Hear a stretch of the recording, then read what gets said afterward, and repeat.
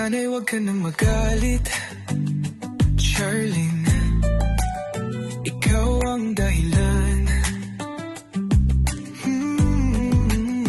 kung ba't ako lumalaban sa kabila ng lahat. Alam kong di madali ang LDR